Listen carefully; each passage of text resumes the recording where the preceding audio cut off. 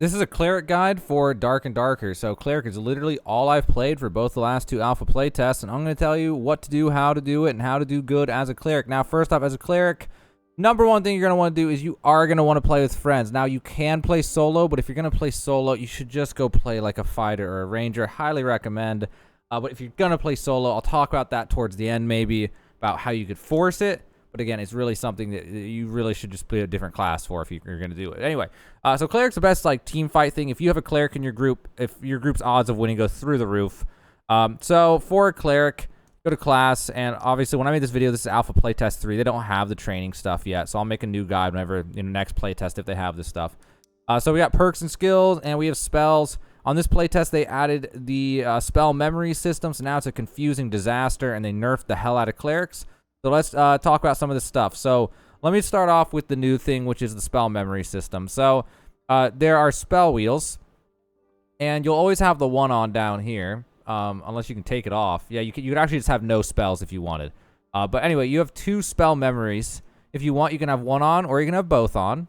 And this is a good way to be able to customize. Well, actually, it's not a good way to customize. Never mind. I forgot the way this works. Sorry. So basically, you put on one, and then extends all the way into the other. And so you'll start off on the right wheel, and then the second wheel is only if you have even more spells to put on. So for Cleric, it's not super useful to have two of these on at the same time. It's better to go ahead and throw a perk onto this, or a skill, onto this for most situations. But anyway, so each spell has a cost, and that will eat up your spell memory over here on the left. Your spell memory could be extended by increasing your knowledge. It can also be increased by items that give spell capacity like this. And I think there's some other stat that can also affect. I forget what it was offhand, but these stats you'll know when you see them. Anyway, and you can just put on an item on, take it off to see if it boosts the spell memory or not.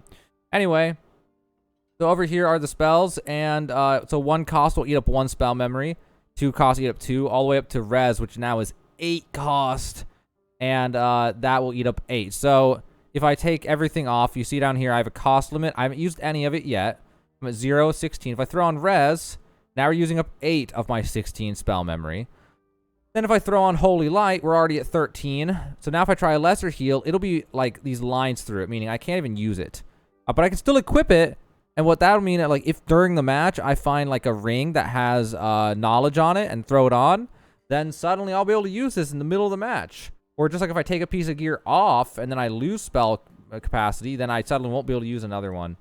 So you do that in order to try to manage your cost limit. So depending on what gear you have, you'll have to come in here and swap out different spells. So what I normally do personally with this, playing with friends who are actually decent at the game, and we work together a lot, and all I do is heal and protect. I do swing my weapon at times, but it's rare. Usually it's like I'm just boosting them while they're fighting. Anyway, if you're playing like that, then the best thing to do is get Holy Light, which is healing someone else. And I almost never use it on undead target, pretty much ever, because the heal is so much more important. And then get Lesser Heal, because these things only have 4 charges each, and Campfires barely restore them at all now.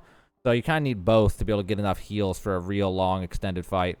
Then the next one that I usually get is Protection, because it's basically another heal, because it's a preemptive heal. You block 20 physical damage for 20 seconds. Keep in mind, spells do not affect this. Spells will go right through Protection.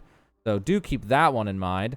But anyway, so then after that, what I usually get is Divine Strike, which buffs my teammates' weapon damage by 10. They actually nerfed it in this last hotfix today. It was 20, which was OP as hell. But it's still pretty good at 10. And then after that, me personally, if I have the spell capacity, I'll put on Bind. If I don't have the spell capacity, then I'll just throw on Bless.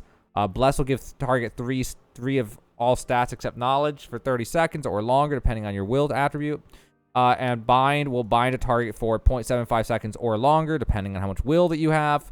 And the reason for these is a Bless is it's just if I don't have enough spell cost, just to have another spell. And then if I have enough spell cost, I'll put on Bind. And the reason I do Bind is you can actually, if you're with your team and you're chasing a guy, you can just keep trying to bind him while he's running away, and that'll help you catch up to him, and then your teammates can kill him then. But if I have enough gear on that I have a cost limit of 18, then what I do is I take these 2 off and I put res on. And then if I have 18 spell capacity or spell memory, then I can have heal, protection, and res. So, because res is really strong if you're playing with a group. Now, obviously, if you're playing solo, you would just do this entirely differently. You would probably just have, you'd probably go, if you're playing solo, maybe just lesser heal, protection, divine strike, bind, and maybe holy light or maybe bless. It just depends. Holy light does do damage to undead for PvE, but so again, a cleric, you should not play it solo. Like if you're gonna play it solo, it's just to collect gear, do it playing like a rat until you have some friends to play with. Really, would be my suggestion, but we'll talk more about it again at some point in this video. Anyway, so that's spells. That's spell capacity. If you overstack spells, then you know it will go over the. Well, you can put them in the other wheel. Actually, you can put them anywhere you want. You can actually use whichever wheel you want. But you can't put doubles, so I usually just stick with the right wheel, but you can stick with the left wheel instead. You put them wherever you want, but it's gonna in the order that you place them. Which keep in mind, because if you take one off and put it back on, now it's actually slot 3, and you can mess yourself up on that. So be careful of order they were placed on there. So perks and skills. All right, so skills, it depends on what you're playing with. If you're playing like a rat and you're literally going to avoid PvE, like if you're playing solo trying to rat, then Holy Purification is good because it just helps you to kill more undead monsters. But in any team-based setting, you're actually playing, you know, with friends and trying to kill people and stuff. And even if you're solo and you're just trying to kill people, if you actually think you're going to try to kill people at all or help people kill people, then you get Judgment because it does 30 magic damage to the target, reduce their movement speed by 20% for 2 seconds. But the range on it's pretty darn close. You gotta be really close. But it definitely is good to learn how to use it. It's just nice to throw some damage on someone at certain points. Or even, I use it on mobs more than anything. It's 30-second cooldown. You just spam it whenever. And then Smite is also okay. But it's just, I don't know. Judgment is a little more clutch in a lot of scenarios. But you can do Smite if you want. I mean, it does 10 more magic damage to all enemies you hit for 7 seconds. But I'm pretty sure this is only on me. I can't cast it on someone else. And since as a cleric, you generally don't want to be the one in combat. You want your friends to be the one in combat. It's not something you'll use that frequently. Now, as for all these perks, the ones that I recommend as a team player would be the first one perk you get as you're like a brand new cleric. You only have one perk. It's always Advanced Healer. Increasing your base magical heal by 5 makes a world of difference. You'll be able to heal for way more. And then the next one that you're going to get is going to be Kindness. Heal yourself for 15% of the total heal amount when healing another target, which just helps you to use less heals to keep everyone healed. And then, so you just heal yourself for a little bit when you heal someone else, effectively. Then I usually get Preservation as my next perk, which is reduces all types of incoming damage by 3, just to make myself a teeny bit tankier. And then last, I get Requiem. So if I do have the spell capacity for res, I put this on. If I don't have all 4 spells unlocked and I'm going to go in with res, then I'm going to throw off literally anything for this. Because this is not everything. I would definitely keep Advanced Healer first, then this if I have res, then Kindness, then Preservation. But ideally, you just get all perks unlocked eventually, and then you throw this on fourth. The other options are not all that great for team play, but if you're going to play solo, then suddenly all this changes. If you're going to play solo, you don't need Kindness. Preservation is good. Advanced Healer is good. Requiem is useless. You want Weapon Mastery, and then you'd want Brewmaster, and you'd want to chug a bunch of ale in order to increase your strength. Would probably be the best way to do that. Everything else is nothing too crazy for PvP. So yeah, as a solo who's going to kill people, actually, Blunt Weapon Mastery, Brewmaster, Advanced Healer, Preservation is going to be your best bet. But I'm going to go ahead and throw back on the ones that you should use for a normal cleric build for playing, you know, with friends, which is how clerics intend to be played. We'll look at gear, and then we'll talk about gameplay. So with gear, it's pretty straightforward. Generally, what I'll do is I'll have 3 to 6 bandages and 3 healing potions. But if you're going more budget, I would just get a couple healing potions and a couple bandages just to save yourself casts on your heals. And I'd recommend telling your teammates to get, you know, a few healing potions and a few bandages as well, because they're not that expensive compared to how much value they get in the odds of winning a match because of being able to not waste all your heals before you get into a fight. And always, if you can afford it, bring a campfire, or if someone else bring a campfire, or play with a ranger who starts with a campfire, because then you can get back 1 of each heal and some of your buff spells back, which is a big deal. And another big thing as a cleric, it's really important now with the way they did the spell memory, and this might change in the next playtest, but in this playtest, you want to collect gear that has knowledge. If you find any gear that has knowledge and you have room for it in your inventory, you're going to take it, you're going to bring it back. Like these rawhide gloves are pretty common. I collect these things because whenever I die, I throw them on, I get 1 knowledge. The padded leggings are pretty common. I usually collect those too, and that gives me 1 knowledge. And oracle robes are pretty common, and I collect those as well because they give knowledge. But then anything else I find, like things that give attributes, I don't think I know that I have any here. Anything that gives spell capacity, anything that gives raw attributes. I don't think I have an attribute I want to show you. But yeah, raw attributes and spell capacity are all these things. Knowledge, spell capacity, and attributes, because attributes give knowledge. It's literally just hoarding anything that gives knowledge. Also, use a spell book. It just feels way better. It just I don't know. I don't know exactly why it's better. I don't remember, but I remember it's just way better for casting. Like, it's just so much better. And then the weapons and shield don't really matter as a solo, but you know, as a group healer, they do. And another thing I recommend, last thing about gear, is after every match, if you have any gold, go to the merchants, and you want to check out each of the things. You check out the armor, see if there's anything for you. I don't think he even can have things for knowledge, but you definitely want to check out the tailor, and he'll have regal gambesons, which just give a lot of armor, and you can get them really cheap, like 13 gold for 38 armor. And then sometimes he'll have the gear that has knowledge, and so just buy that, collect it, put it in your stash. Sometimes you get something that's like 6 gold, but it'll have 1 knowledge. Go ahead and just collect it, throw it in your stash, you know. And then check the weaponsmith to see if there's anything you want in here. Like, check gear every time, see if there's anything worth getting. Check the leathersmith as well, because here's those leggings. I'm literally buying these now. I'm going to keep collecting those because I need those. But yeah, so I'm actually going to buy 3 of those right now because I'm actually low on those. But yeah, sometimes I'll have you just buy infinite of how many you need. Just stock up on them whenever you can. Make sure you have a little bit of base set of knowledge so you can always have some, so you can have more spell capacity. Now for some actual in-game tips. I'm going to start with what if you're playing with a team, which is what you should be doing most of the time as a cleric. And generally, there's a pretty stable playstyle depending on who you're playing with, but I'll give you some advice for everything here. So generally, if you have players who are somewhat reliable, what you'll end up doing is you'll follow, like you'll just do your own thing, but whenever someone notices a player, then you're immediately going to pull out your staff or your spell book, and you're going to, depending on the time, you're going to start casting protection first, unless you feel like they're already engaged in combat. Then if they're already engaged in combat, you're just immediately going to start charging up your heavy heal, the Holy Light, and then you're just going to hold it until the opportune moment to actually use it. But if that usually doesn't happen that way, you usually don't get jumped that hard. You usually know that a fight's going to be coming just a little bit ahead of time. And so instead, again, you'll cast Protection first, and then if you have a little bit more time, you'll cast Divine Strike, and then if you have even more time, you'll cast Protection on someone else or whatever, depending on it is. So like if you're playing with a ranger and a fighter, you will use Protection on the fighter first, and then Divine Strike on the ranger, and then evaluate how much more time you have, if you have enough time to do that. But once you're engaged, a common scenario that happens is someone's opening a door, and on the other side are players. And as soon as that happens, you're immediately casting Protection. You use Protection on the guy opening the door. Then if you have time, you're going to use Divine Strike on the guy who's going through the door. Then you're going to swap to your heaviest heal, and you're going to charge it, and you're going to hold it, and you're going to follow in behind your teammate. And if your teammate gets too far ahead of you, you'll cancel and try to catch up, and then start casting again.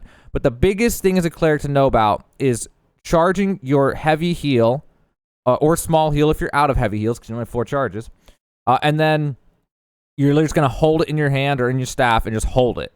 And you're not just going to rush to use it. You're going to wait for the right moment. Because if you miss an ability, it will use your charge and you have to cast it again. So missing is a big deal. Clerics have a very high skill cap in PvP when you're trying to heal people. So there's some things you can do. Generally, you know, if it's a melee guy on your side, you know that he's going to walk forward when he's swinging because he's going to try to hit them. So you can usually use that in order to hit them more consistently. So if you're holding your heavy heal and you're ready to go, and you see his weapon swinging, then right when you see the swing come in, you know he's going to walk forward towards the enemy to try to make contact, and that makes a consistent like prediction of what he's going to do next, and then you can cast it. Because when you let go of the heal, there's still an animation before the heal actually activates. And if you don't know how heals work, if you're brand new, they are hit scan. If you don't know what that is, it's literally instant cast once the cast is done. Like once it decides it's going to use it, it is instantaneous, exactly where your crosshair is when it's time for it to go finally. So you'll charge, hold it, and then when you let go, there's an animation for like half a second, and then right at the end of the animation, whatever your crosshair is on, it will go, unless you're out of range. And if you're out of range, then it won't work. Now, learning ranges is tough. You'll just have to do it through trial and error, but you'll get a feel for that eventually. Also, when you're playing with people, if they don't know what they're doing, and it's going to be on you to try to keep them alive, and depending, just same thing as before, depending on the scenario, you're going to use protection, then divine strike or whatever, but you're going to hold that heavy heal, and you're just going to have to do your best to try to use it when they get the hell beaten out of them.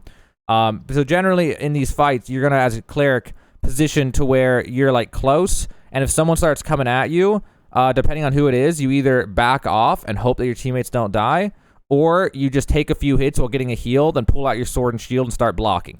It depends on the scenario. It's kind of dynamic. There's a lot of nuance to it, which then leads me to another part of mechanics with cleric, blocking. So if you're playing with a team, one of the best things you can do is always just run a sword and a shield. The war maul is not good for team play. You should always be running sword and shield. Solo play, you could use the war maul. That's kind of what it's meant for, I think. But for team play, you have the sword and shield. And if someone's on you, you're going to pull out your shield and you're going to crouch and you're going to look up. Not all the way up, but up at a high angle. And keep moving left and right while doing that, making yourself a little bit more hard to hit, whatever. That's like the turtling, basically. And you're just going to do that and try to keep the enemy in front of you. And that'll make it as hard as possible for them to actually hit you until your teammates can come and save you or kill who they're on and, do whatever they got to do. Now, outside of combat, you're going to want to use potions and bandages as much as possible because your healing spells do not have many charges in this playtest that I made this video for, which is playtest 3, I guess. So they each have 4 now, and that's not very much. Now, you can use a campfire and sit down at it, and it'll give you 1 of each back, which is not much. So it's just usually best if you have a campfire and someone else in your party has a campfire, so you can get half your heals back. That helps a lot for survivability and be able to play longer in a match if a lot of fighting happens. Last few things here with team play advice. Your biggest weakness is an invisible rogue. If you follow in with your team and there's a rogue with good weapons and he just appears right next to you and starts stabbing, you'll die before you can even move. You'll literally go to your sword and shield and try to zigzag, and if he hits all his swings, you're just dead. Because rogues are way faster than you as a cleric, and if they get on you, they can just stay on you and keep swinging, and so you're just dead if they actually land their shots. So be aware, if that happens in certain scenarios, there's almost nothing you can do about it, basically. So you just kind of got to hope, and you got to be careful when you go indoors like that. So if you're following your team, it just depends on the scenario, but you at least want to try to be aware of that and then maybe change your decision making based on it. But it's the toughest scenario as a cleric. It's the hard counter to a cleric is just an invisible rogue just sitting around the corner. Your teammates run past, he comes out of stealth and kills you. That's it happens. And if it happens, it happens. You just, GG, go next. I wouldn't lose sleep over it unless you had your best gear in the world, then it kind of sucks, but it'll happen. Also, it's important to know that if you keep just a little bit of distance between the guy you're healing and the enemy, a lot of times they'll see you as a cleric and they'll stop fighting your teammate and they'll run towards you. And if you leave enough room between you and your teammate, because you do have range on your heals, then you can just disengage and run away, and they won't be able to kill you. You just put your book away and just run, and then hope for the best. Hope your teammates win, depending on who's chasing you. If it's just a guy with no gear, then you just pull out your shield and block or fight him or do whatever. But you always want to leave enough distance to where you don't just start getting swung on before you can even swap weapons. That's all you really want to avoid. Although there is a time and a place where you just YOLO follow your teammate around a corner and heal him and hope that you don't die when someone gets on you and swaps to you. But it's a very dynamic situation. But yeah, if you're in a long hallway or big open room, you definitely want to keep in mind how close the enemy players are to you and try your best to get close but not too close, and then run when they come at you, or back off when they come at you at least, and then kind of the ebb and flow of that type of positioning. So after that, there is the solo play. And for solo play, you're ideally going to want you're either going to want to go two-handed war maul and try to just conk them basically, and also you're going to want to use judgment a lot. Even with group play, you're going to want to use judgment, but it's just harder to get in there. It's better to heal your teammates than it is to use judgment in a lot of scenarios. But a solo play, you're just going to try to use judgment when they're coming at you, and then try to block, and then try to engage and fight and whatever. Now, me personally, there's a lot of videos you can look up for different solo builds. My personal preference, not that it's the best necessarily, is just to have a one-handed mace and a shield, and then use judgment on people and just kind of disengage and run. And if you can ever put your weapons away and just run away and then close a door, then you can instantly pull out your spell book and then heal yourself back up with lesser heal, and then, you know, turn around and then try again and keep fighting and kind of try to outlast them. But also, if you're drinking the alcohol and you're using a war maul, you might be able to just like one-tap someone with the help of judgment. You just judgment and then conk them and they're just dead. And then one guy's dead. And then you just run away until you get your judgment back. And then you try to re-engage on the last 2 people in the team. Like, there's a lot of little things you can do like that. But Cleric is not the best for solo play. But with how strong Judgment is now, and with just, I don't know, really just how strong Judgment is, it's a little more viable. Cleric's got a little bit of a buff overall with how much damage they do, it seems, in this playtest. At least how it felt when I used it. But yeah, so that's pretty much, like, there's not really much for me to give you on solo. Like, solo, I'd really recommend just looking up different people's build. People, like, if you go on YouTube and look up, you'll find people who are like, crazy solo cleric build, blah, blah, blah. And you just got to pick which one you want for you, because people have different takes on how to do it. But the number one, though, for your solo is, like I said in the previous part of this video, is that perk that makes you know you don't get detrimental effects from alcohol, and then you chug alcohol, and then you know use judgment and conk people and hope that you're skilled enough to pull it off, basically, as a solo player. And that's it for now. You know, that's about everything you need to know to get you started on playing Cleric and, you know, doing a good job. I love this class. I've been playing it for, like, the last 2 playtests the whole time through. So hopefully those tips helped you out. If you have any questions, just comment, I guess, and I'll see if I can remember to answer them or not, at least in the short term. But anyway, that's my Cleric guide. Hopefully it helps you out. Those are the things that you need to know how to do as a Cleric in the Dark and Darker playtests.